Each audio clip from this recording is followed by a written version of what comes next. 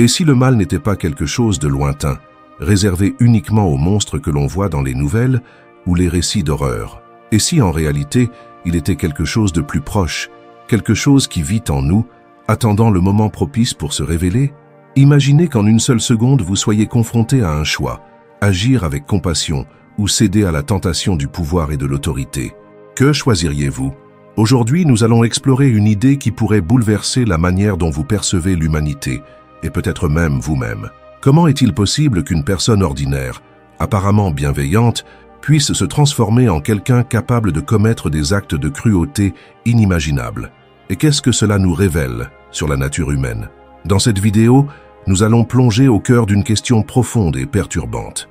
Que se passe-t-il chez l'être humain lorsque le pouvoir est placé entre ses mains? La réponse pourrait bien vous surprendre et peut-être même vous choquer.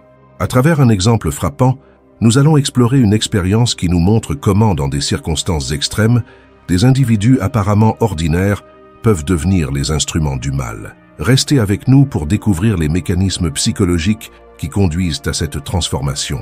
Ce n'est pas seulement une question de psychologie ou de criminologie, c'est une question qui touche à l'essence même de ce que signifie être humain.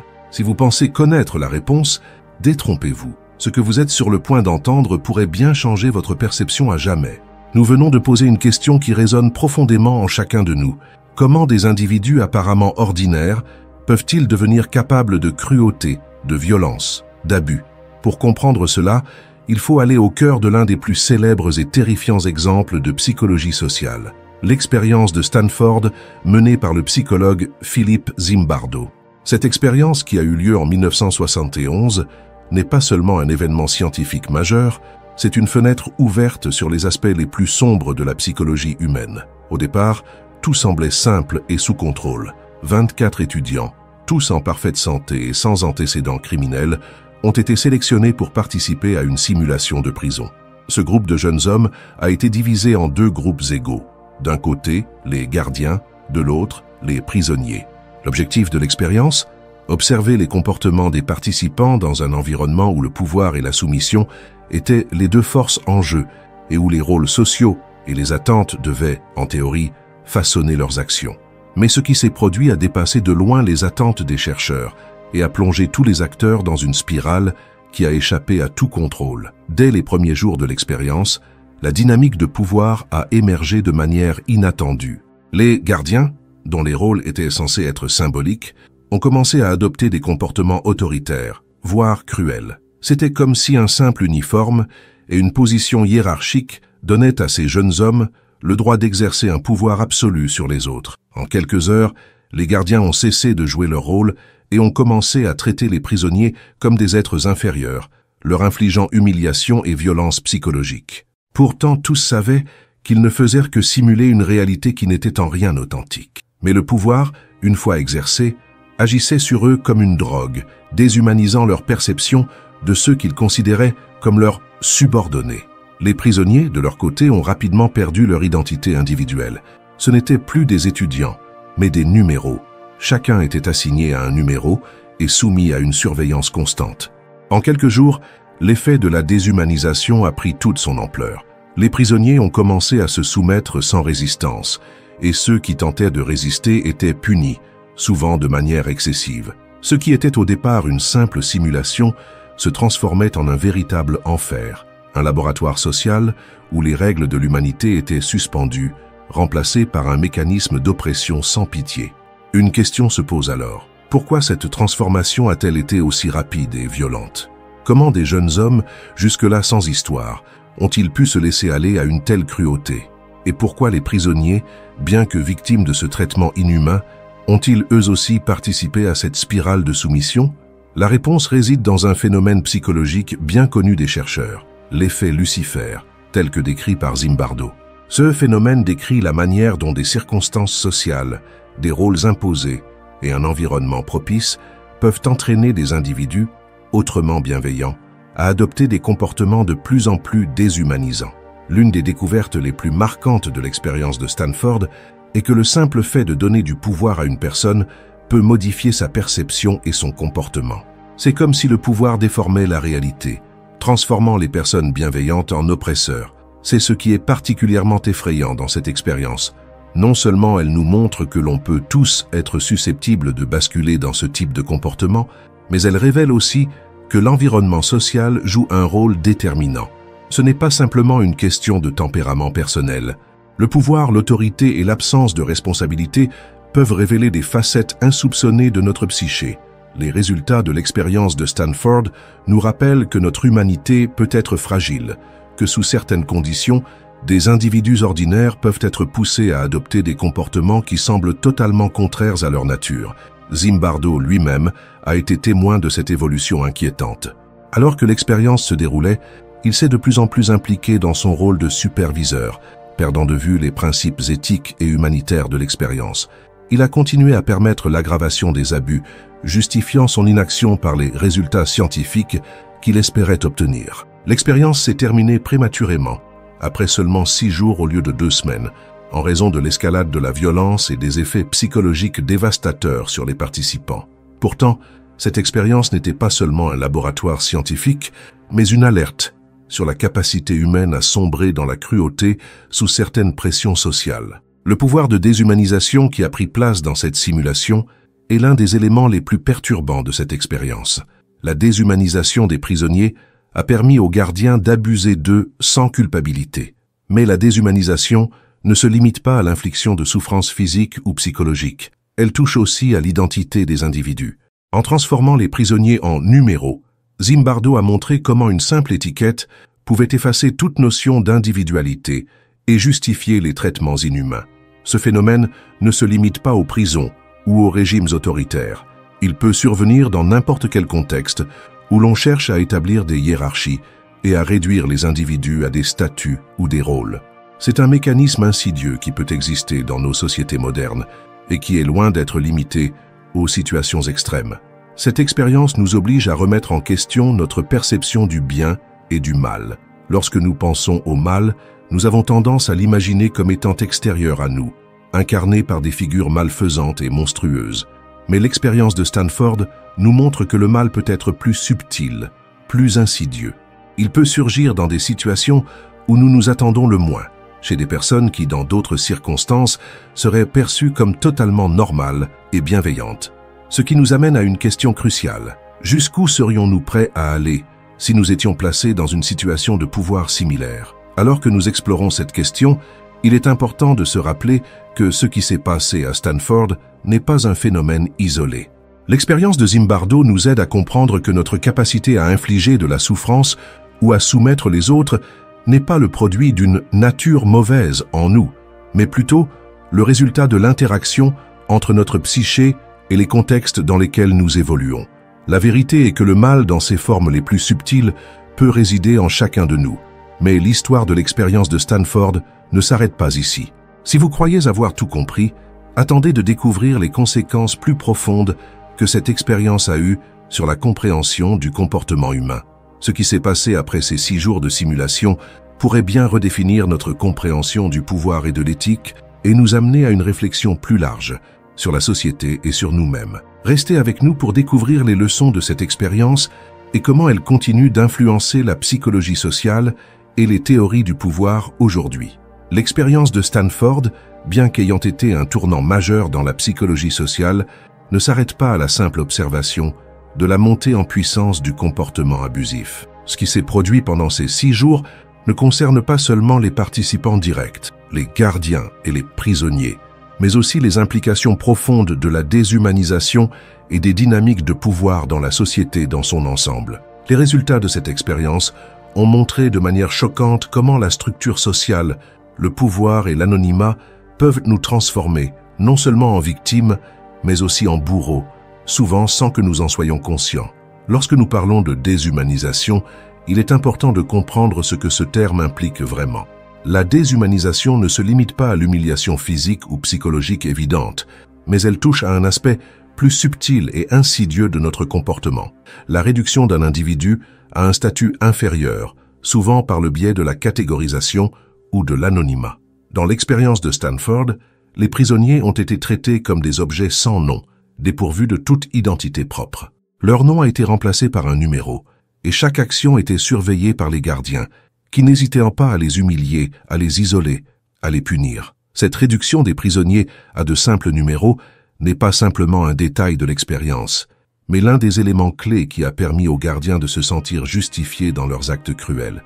Lorsque les prisonniers sont réduits à une identité impersonnelle, il devient plus facile de les traiter de manière déshumanisante, de les voir non pas comme des êtres humains, mais comme des objets, voire des ennemis. Ce phénomène de déshumanisation est à la racine de nombreuses formes de violence dans l'histoire, que ce soit en temps de guerre, dans les systèmes carcéraux ou même dans les relations de pouvoir quotidiennes. L'anonymat crée une distance psychologique qui permet de commettre des actes inhumains sans éprouver de culpabilité. Dans l'expérience de Stanford, la transformation psychologique des gardiens a été stupéfiante. Ce qui a commencé comme un simple jeu de rôle s'est rapidement intensifié en un réel abus de pouvoir. Les gardiens, qui au départ n'étaient rien de plus que des étudiants ordinaires, ont commencé à montrer des signes de cruauté, de sadisme même, envers les prisonniers. Leur comportement est devenu de plus en plus extrême, allant de l'humiliation verbale à la violence physique. Ce qui est particulièrement frappant ici, c'est que ces individus n'étaient pas des psychopathes ou des criminels au départ. Ce sont des étudiants, des jeunes gens qui n'avaient aucune prédisposition apparente à de tels comportements. Ce qui a transformé ces étudiants, c'est l'environnement dans lequel ils se sont retrouvés, ainsi que les rôles qu'ils ont été amenés à jouer. L'uniforme, l'autorité et la soumission ont fait disparaître leur empathie et leur sens moral. Leur rôle social en tant que gardien les a conduits à adopter des comportements cruels qui, dans un autre contexte, leur auraient probablement été étrangers. Mais cette transformation ne se limite pas à l'aspect physique ou moral. Elle touche également à la manière dont ces étudiants percevaient leur propre identité. En devenant gardiens, ces jeunes hommes ont cessé d'être eux-mêmes pour incarner un rôle, un archétype de l'autorité. Cette dissociation entre le rôle joué et la véritable identité a permis aux gardiens d'abandonner leurs propres valeurs humaines et morales pour se conformer aux attentes sociales et comportementales associées à ce rôle. Cela soulève une question importante. Dans quelle mesure nos comportements sont-ils façonnés par les rôles que nous endossons dans la société? La déshumanisation des prisonniers a été un autre aspect clé de cette expérience. Au fil des jours, les prisonniers ont cessé de lutter, perdant progressivement leur sens de l'autonomie et de l'individualité. Ils ont été réduits à des objets, des numéros sur des fiches de prison, leur dignité écrasée par les abus continus. Leurs identités ont été effacées par le système et ils ont commencé à intérioriser leur statut de victime. Ce phénomène de perte d'identité n'est pas isolé à une expérience de prison. Il est omniprésent dans toute situation où un individu est enfermé dans un système qui lui refuse son humanité. Qu'il s'agisse d'une relation abusive, d'une hiérarchie oppressive ou d'un système politique répressif, l'effet de déshumanisation est dévastateur. Le plus frappant dans l'expérience de Stanford, c'est la rapidité avec laquelle ces transformations se sont produites. En seulement 2 jours, les prisonniers ont commencé à se soumettre de manière totale, perdant leur volonté individuelle, et les gardiens, de leur côté, ont développé une cruauté qui semblait presque instinctive. Cette dynamique a révélé un aspect du comportement humain que peu de gens comprenaient auparavant. Le pouvoir absolu, même dans des contextes fictifs, est une force capable de détruire l'humanité. Ce phénomène est si puissant qu'il peut effacer des années de valeurs et d'éducation morale en quelques heures ou même quelques minutes. Les participants eux-mêmes n'étaient pas les seuls à être affectés par cette expérience. L'effet sur Zimbardo et ses collègues chercheurs a été tout aussi important. En tant que superviseur de l'expérience, Zimbardo a été pris dans le rôle qu'il jouait lui-même. Il est devenu le directeur de la prison, perdu dans le système qu'il avait créé. Il a commencé à justifier les abus, à minimiser les souffrances infligées et à rester silencieux face à la violence. Cela soulève une question éthique importante. Jusqu'où un chercheur ou une personne en position d'autorité doit-il aller pour garantir le respect des droits humains? L'expérience de Stanford a révélé que même les scientifiques les plus respectés peuvent se laisser emporter par l'environnement dans lequel ils sont plongés. Le phénomène de Zimbardo n'est pas unique. De nombreux leaders et figures d'autorité, à travers l'histoire, ont succombé à la tentation de la puissance, en perdant leur perspective morale et en justifiant des actes qu'ils auraient auparavant réprouvés. L'une des leçons les plus importantes de l'expérience de Stanford est la prise de conscience de la facilité avec laquelle les systèmes peuvent déshumaniser les individus. Dans une société où le pouvoir est concentré entre les mains de quelques-uns et où l'anonymat permet de masquer les abus, il est essentiel de rester vigilant. La déshumanisation ne concerne pas seulement ceux qui sont victimes de tyrans ou d'autorités malveillantes, mais elle nous concerne tous car nous pouvons tous, dans des circonstances particulières, devenir les agents du mal. Cette réalité est un miroir que nous devons examiner de près si nous voulons éviter de répéter les erreurs du passé. Mais ce n'est qu'à travers cette prise de conscience que nous pouvons comprendre les mécanismes profonds du pouvoir et de la soumission, et qu'il devient possible de remettre en question nos propres comportements et structures sociales. L'expérience de Stanford nous pousse à réfléchir. Qu'est-ce qui nous empêche de sombrer dans la cruauté? Qu'est-ce qui, en nous, peut nous protéger du côté sombre qui réside potentiellement en chacun de nous?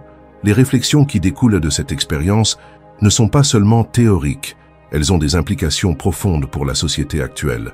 Car au-delà des résultats de l'expérience elle-même, il y a la question de ce que nous pouvons faire pour éviter que l'histoire ne se répète. Mais pour répondre à cela, nous devons d'abord comprendre ce qui se cache dans les profondeurs de notre psychologie et de la société dans laquelle nous évoluons. Restez avec nous pour découvrir comment cette expérience a ouvert la voie à des changements significatifs dans la manière dont nous comprenons le comportement humain et comment ces leçons peuvent nous éclairer dans le monde d'aujourd'hui. L'expérience de Stanford a laissé une empreinte indélébile sur la psychologie sociale et sur notre compréhension du comportement humain. Bien que l'expérience elle-même ait été interrompue après seulement 6 jours, ses résultats ont résonné dans des décennies de recherche et ont suscité des débats éthiques, philosophiques et sociologiques. Les découvertes de Philippe Zimbardo ont mis en lumière des aspects de la nature humaine que peu de gens étaient prêts à affronter. La facilité avec laquelle une personne ordinaire peut devenir un oppresseur sous certaines conditions et la fragilité de nos systèmes moraux face à l'exercice du pouvoir. Mais l'impact de cette étude ne s'est pas arrêté au mur de l'université de Stanford. Elle a secoué les fondements de la psychologie sociale et a transformé la manière dont les chercheurs et la société perçoivent la dynamique du pouvoir et de la soumission. Tout d'abord, l'expérience a révélé une vérité inquiétante. Les comportements cruels et inhumains ne sont pas réservés à une poignée d'individus exceptionnels, mais peuvent émerger dans des circonstances banales, quand des gens ordinaires sont plongés dans des contextes de pouvoir et de contrôle. Le simple fait d'assumer un rôle d'autorité, associé à l'anonymat et à la déshumanisation de l'autre, peut entraîner des actes de violence psychologique et physique. Cela a remis en cause les théories préexistantes sur la nature du mal, qui considéraient que seule une personne intrinsèquement mauvaise ou psychopathe pourrait adopter de tels comportements. Zimbardo a démontré que la situation pouvait transformer radicalement les individus et que la brutalité n'était pas l'apanage de monstres isolés, mais un potentiel latent en chacun de nous, prêt à émerger dans les mauvaises conditions.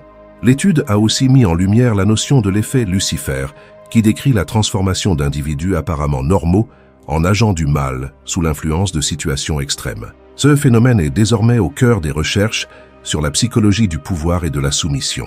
L'effet Lucifer dépasse le cadre de l'expérience de Stanford et trouve des parallèles dans de nombreux événements historiques, des guerres aux régimes dictatoriaux, en passant par les abus de pouvoir dans les institutions. L'idée selon laquelle une personne ordinaire peut devenir un tyran dans des circonstances spécifiques a provoqué une prise de conscience qui a poussé de nombreux chercheurs et experts à réévaluer l'importance du contexte social dans le façonnement du comportement humain.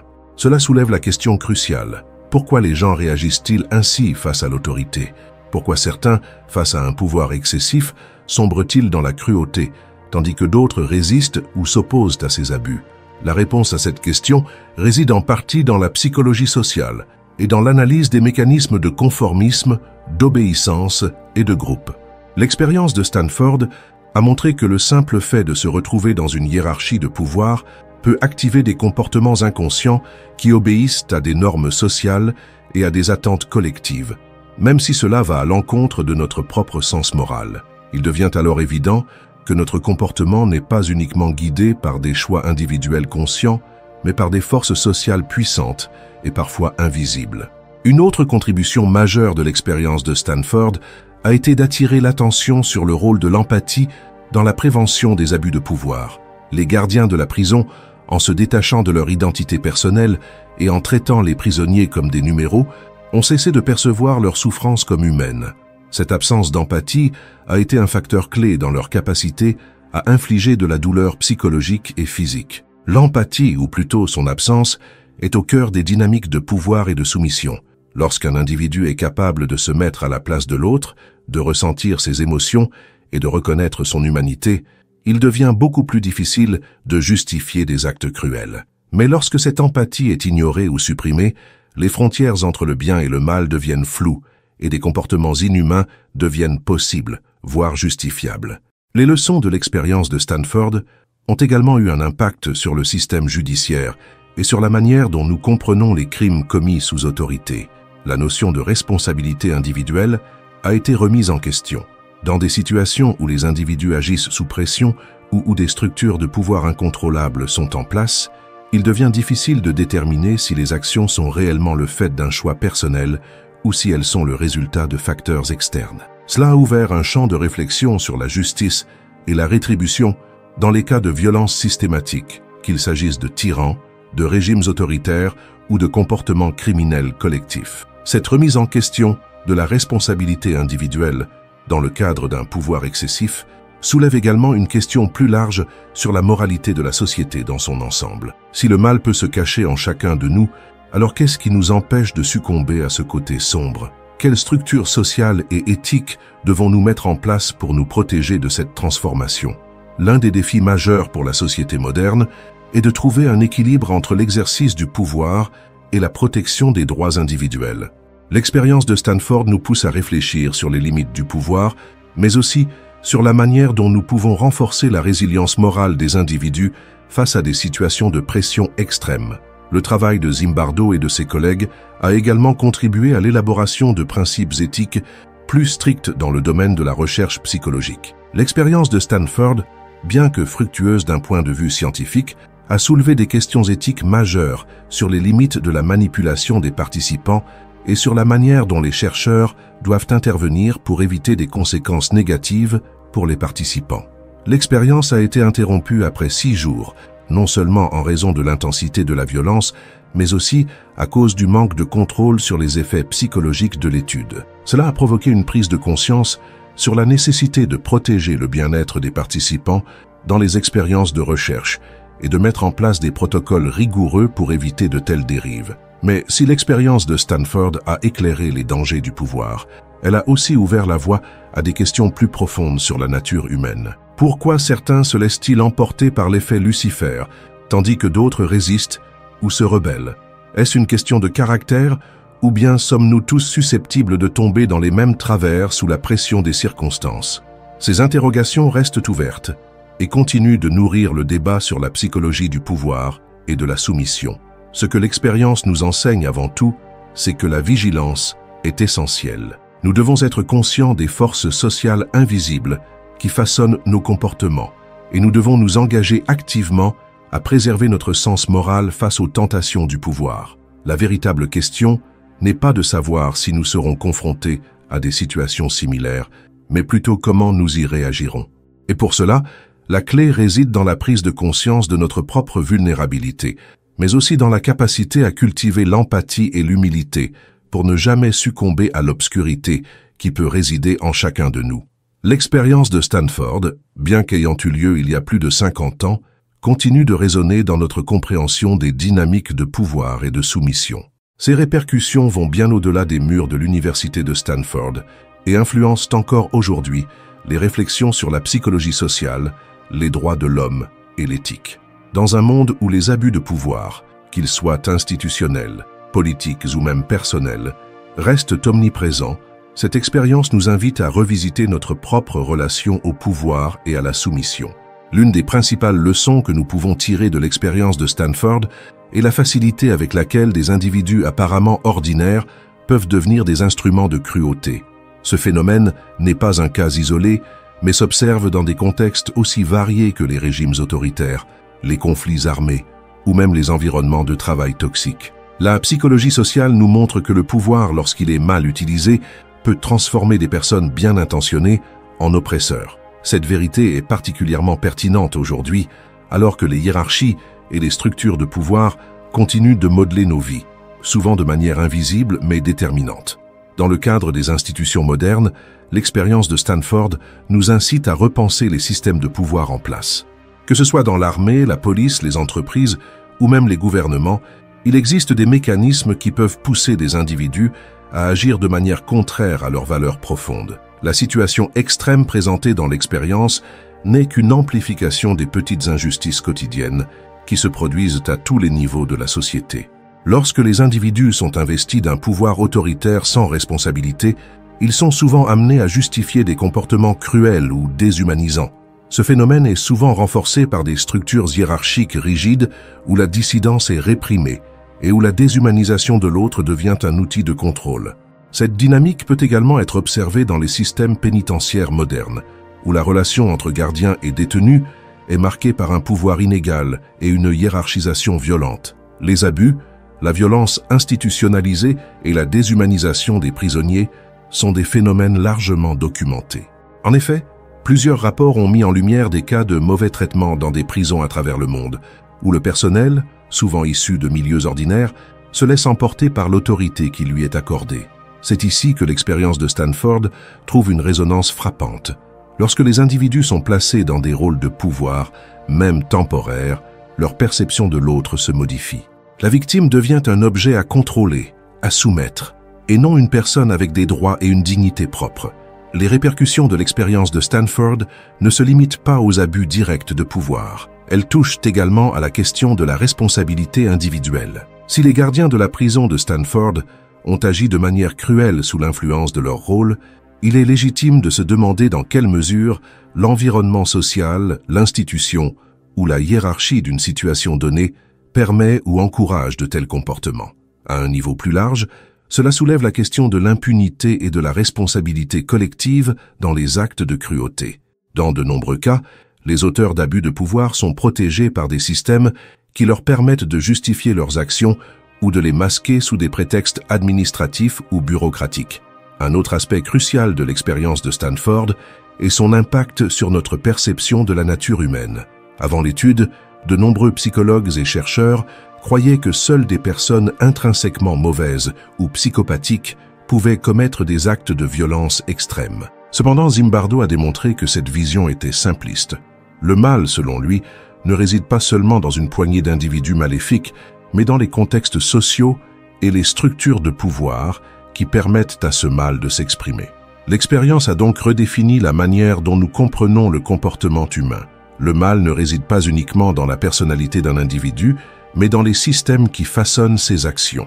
Dans le monde moderne, ces leçons trouvent un écho dans la façon dont nous abordons les questions de justice sociale, de réconciliation et de réformes institutionnelles. Les structures de pouvoir doivent être conçues de manière à limiter les abus et à encourager une responsabilité collective. Cela implique une vigilance constante et un système de contrôle transparent pour éviter que des individus, sous l'influence d'un pouvoir démesuré, ne franchissent des limites éthiques. Il devient de plus en plus évident qu'une société saine repose sur des principes d'équité, d'empathie et de responsabilité partagée, et non sur des hiérarchies rigides où les abus sont tolérés ou ignorés.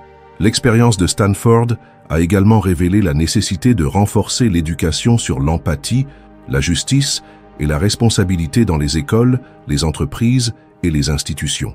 Si les individus sont mieux préparés à comprendre les dynamiques de pouvoir et à reconnaître les signes de déshumanisation et d'abus, il devient plus facile d'intervenir et de prévenir les dérives.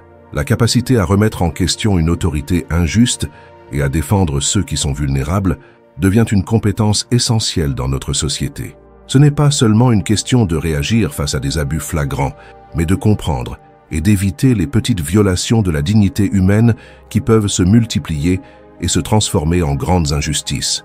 Ainsi, l'expérience de Stanford reste un miroir de la nature humaine. Elle nous force à nous confronter à une vérité dérangeante. Nous pouvons tous, dans des circonstances particulières, devenir des agents du mal. Mais cette prise de conscience ne doit pas nous désespérer.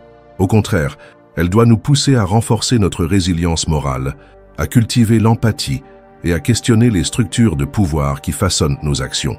En fin de compte, il ne s'agit pas seulement de comprendre comment le mal peut se manifester, mais aussi de savoir comment nous pouvons nous y opposer. Au-delà des dimensions psychologiques et sociologiques de l'expérience de Stanford, il existe une réflexion profonde sur les implications spirituelles et éthiques du pouvoir. En effet, l'expérience de Zimbardo ne se limite pas à une simple étude de cas sur l'obéissance et la cruauté, mais soulève des questions existentielles sur la nature humaine et notre capacité à résister à la tentation du mal, même dans des contextes apparemment inoffensifs. L'une des grandes questions spirituelles qui émergent de cette expérience est la suivante. Le pouvoir absolu corrompt-il absolument? Cette idée, popularisée par Lord Acton, est souvent citée pour expliquer comment les dirigeants et ceux qui détiennent des pouvoirs importants peuvent devenir déconnectés des principes moraux et éthiques. Dans le contexte de l'expérience de Stanford, il est frappant de constater comment un pouvoir temporaire, exercé par des individus sans formation préalable ni intention malveillante, a pu produire des comportements d'une cruauté inimaginable. Cette transformation soulève une question fondamentale sur notre nature spirituelle. Quel est le potentiel du mal en chacun de nous? Dans les traditions spirituelles, que ce soit dans le christianisme, le bouddhisme ou d'autres philosophies religieuses, l'humilité et la maîtrise de soi sont considérées comme des vertus essentielles. La sagesse ancienne enseigne que le pouvoir, s'il est mal utilisé, peut aveugler et corrompre l'âme. Si les individus ne restent pas vigilants, ils peuvent rapidement perdre leur connexion avec leur humanité et agir contre leurs principes les plus profonds. Ce qui se passe dans l'expérience de Stanford est une illustration frappante de cette chute morale. L'isolement du pouvoir, l'absence de responsabilité et le contrôle exercé sur les autres peuvent détruire toute éthique personnelle. Dans le cadre spirituel, il existe aussi l'idée que le mal est souvent un produit de l'illusion, une illusion de pouvoir, une illusion de contrôle sur les autres et finalement, une illusion sur soi-même. Le psychologue Carl Jung, par exemple, a parlé de l'ombre, cette partie inconsciente de notre psyché qui contient des aspects refoulés de nous-mêmes que nous préférons ignorer.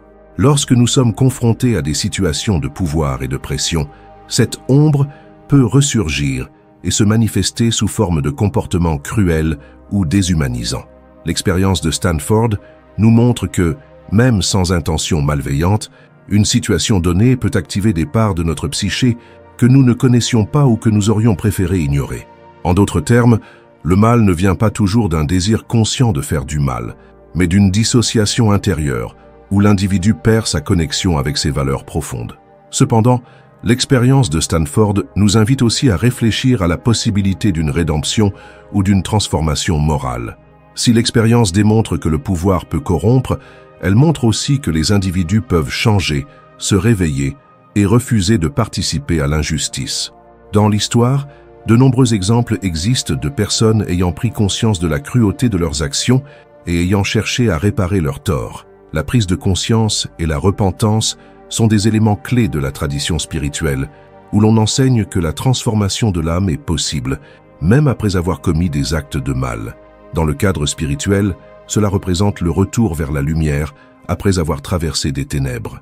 Mais tout comme il existe un potentiel pour le mal, il existe aussi un potentiel pour le bien en chacun de nous, une force intérieure qui nous pousse à agir avec justice et compassion, même dans les situations les plus extrêmes. L'expérience de Stanford n'est donc pas qu'une tragédie. C'est aussi une opportunité pour ceux qui y participent, et pour nous en tant que spectateurs, de prendre conscience des risques liés à l'abus de pouvoir et d'explorer les moyens par lesquels nous pouvons cultiver une vigilance spirituelle pour ne pas succomber à la tentation de l'ombre. C'est ici que les philosophies spirituelles et éthiques se rencontrent, nous incitant à nous élever au-dessus des instincts de domination et à choisir la voie de la compassion, de la responsabilité et de l'empathie. Nous devons nous rappeler que l'histoire humaine est remplie d'exemples de personnes qui ont surmonté les ténèbres, non pas parce qu'elles étaient exemptes de défauts, mais parce qu'elles ont su choisir le bien, même face à l'adversité. Cela nous amène à une réflexion essentielle sur notre rôle dans la société actuelle. Les structures de pouvoir et d'autorité qui existent aujourd'hui peuvent toujours encourager des comportements destructeurs, mais elles offrent également un terrain fertile pour la croissance spirituelle et éthique. Tout comme les gardiens de l'expérience de Stanford ont pu choisir, à un moment donné, d'abandonner leur humanité, nous, en tant que société, avons aussi le pouvoir de choisir un chemin de réconciliation, de justice et de paix. Cette réflexion spirituelle invite chacun de nous à examiner comment nous exerçons notre propre pouvoir, à la maison, au travail, dans notre communauté, et à réfléchir sur la manière dont nous traitons les autres dans des situations de pouvoir. Pour conclure, la leçon ultime que l'on peut tirer de l'expérience de Stanford est la nécessité de cultiver une conscience éthique et spirituelle constante qui nous guide dans nos interactions avec les autres. En gardant cette vigilance, nous pouvons éviter de tomber dans le piège de la déshumanisation et de la cruauté. Au contraire, nous pouvons choisir de nourrir des pratiques de bienveillance, d'amour et de compassion qui non seulement guériront les blessures du passé, mais aussi nous permettront de construire une société plus juste et plus humaine. L'expérience de Stanford n'est pas simplement un événement du passé, elle résonne profondément dans nos sociétés modernes. Aujourd'hui, nous vivons dans un monde où les structures de pouvoir, qu'elles soient politiques, économiques ou sociales, continuent de susciter des questions essentielles sur la nature humaine, la moralité et l'éthique. Les leçons tirées de cette expérience sont plus pertinentes que jamais, nous incitant à réfléchir à notre propre relation avec le pouvoir et à la manière dont nous nous comportons face à des situations de domination. Les événements de Stanford nous rappellent que la déshumanisation qui se produit lorsque des individus ou des groupes sont privés de leur identité peut avoir des effets dévastateurs. Cette déshumanisation, observée à la fois chez les gardiens et les prisonniers, est un processus qui peut se produire dans n'importe quel contexte où les hiérarchies sont exacerbées.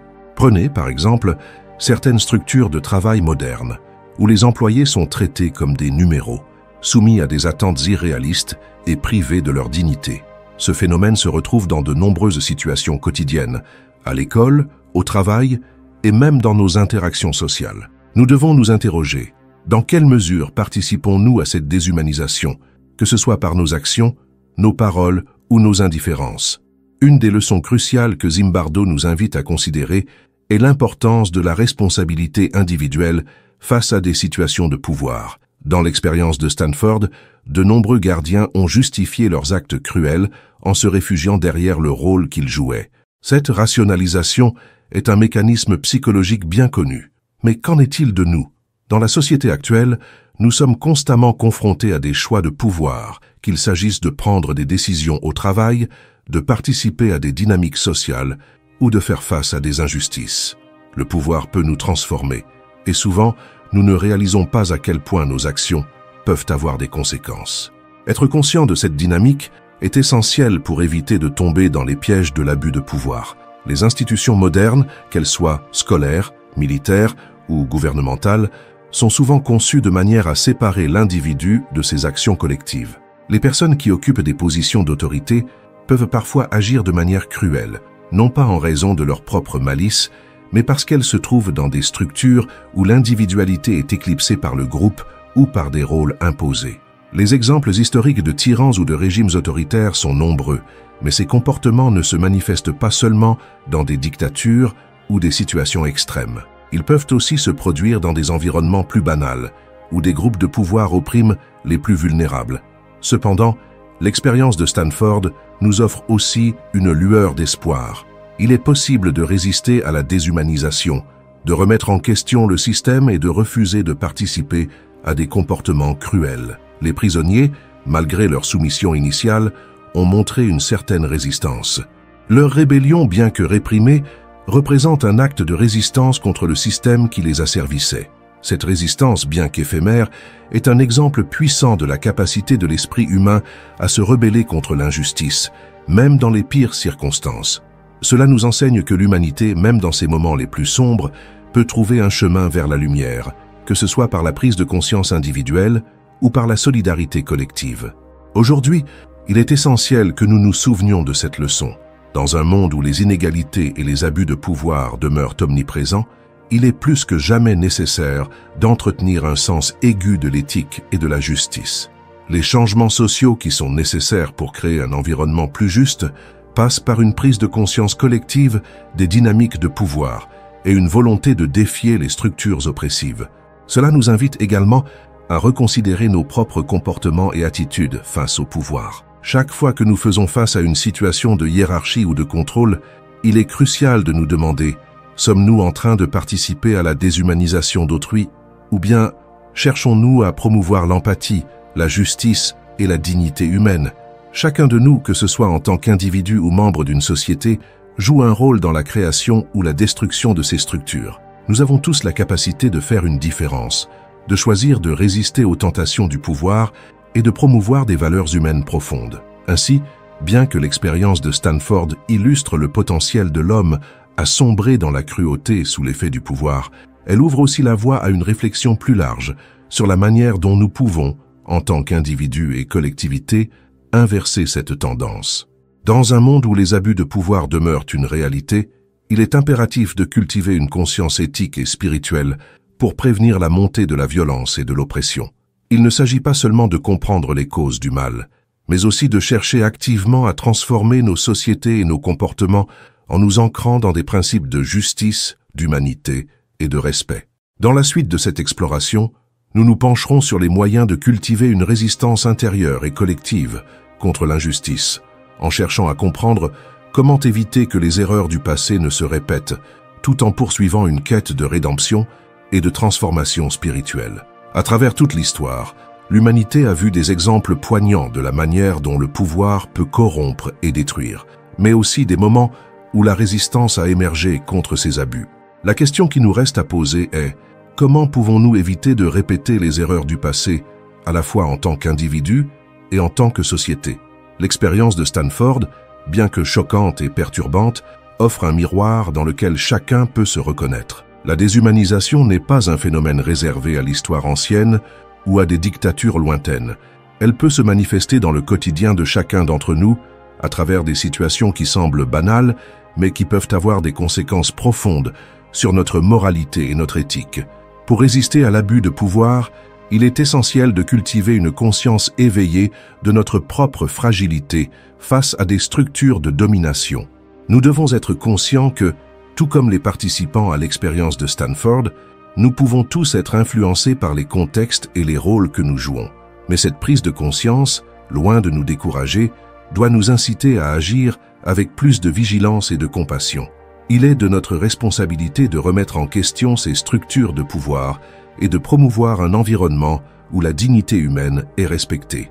La résistance à l'injustice ne doit pas nécessairement se manifester par de grands gestes ou des révolutions spectaculaires. Parfois, la véritable résistance réside dans les petites actions quotidiennes, dans le regard que nous portons sur l'autre, dans notre capacité à écouter ceux qui sont marginalisés, dans notre courage à dénoncer l'injustice, même lorsqu'elle semble inévitable. Chaque choix que nous faisons peut avoir un impact, aussi minime soit-il. Lorsque nous choisissons de traiter les autres avec respect, de défendre les opprimés et de remettre en question les injustices, nous faisons notre part pour créer un monde plus juste. La recherche de rédemption, aussi bien à l'échelle individuelle que collective, passe par la reconnaissance de nos erreurs et l'engagement à changer. Zimbardo lui-même a reconnu que son expérience de Stanford était devenue un terrain dangereux de manipulation et de souffrance. Son propre rôle dans l'expérience est devenu une leçon pour lui sur les limites de l'expérimentation et de la moralité dans le cadre scientifique. Il a transformé cette expérience en un appel à l'humilité et à l'autocritique, cette capacité à se remettre en question, à admettre nos erreurs et à chercher la rédemption, est au cœur du processus de guérison, tant pour les individus que pour les sociétés. Mais il ne s'agit pas seulement de se concentrer sur le passé. La quête de rédemption, de justice et de transformation est un processus continu qui se nourrit de nos actions présentes et de notre engagement à bâtir un futur où l'humanité est plus digne, plus respectueuse et plus solidaire. Nous devons sans cesse nous poser la question: comment pouvons-nous aujourd'hui contribuer à cette transformation? Comment, à notre échelle, pouvons-nous être des agents de changement en refusant de céder aux tentations du pouvoir et en choisissant d'agir avec bienveillance et intégrité? L'histoire de l'expérience de Stanford, tout comme les récits de tyrans et de résisteurs à travers les siècles, nous rappelle que nous avons tous un rôle à jouer. Nous sommes tous responsables de la société dans laquelle nous vivons. À chaque instant, nous avons la possibilité de choisir de ne pas nous laisser emporter par les mécanismes de déshumanisation, de domination et de violence. La clé réside dans notre capacité à voir l'humanité dans l'autre, à reconnaître sa souffrance et à agir pour lui rendre sa dignité. En conclusion, il est essentiel de tirer des leçons de l'expérience de Stanford et d'autres événements similaires, mais il est encore plus crucial d'appliquer ces leçons dans nos vies quotidiennes. Chaque jour est une nouvelle occasion de résister à l'abus de pouvoir, de choisir la compassion sur la cruauté et de participer à la création d'un monde plus humain. Il ne s'agit pas simplement de comprendre les mécanismes du mal, mais de choisir activement de les défier. Nous espérons que cette réflexion vous aura inspiré à prendre conscience de votre propre pouvoir et de l'importance de l'utiliser avec sagesse et bienveillance. Nous vous encourageons à poursuivre cette quête de transformation, à vous entourer de personnes qui partagent ces valeurs et à faire en sorte que chaque action que vous entreprenez soit une manifestation de respect, d'humanité et de justice. Merci d'avoir pris le temps de regarder cette vidéo et de participer à cette réflexion essentielle. N'oubliez pas de vous abonner à la chaîne et de partager ce message avec ceux qui, comme vous, cherchent à comprendre et à changer le monde pour le mieux.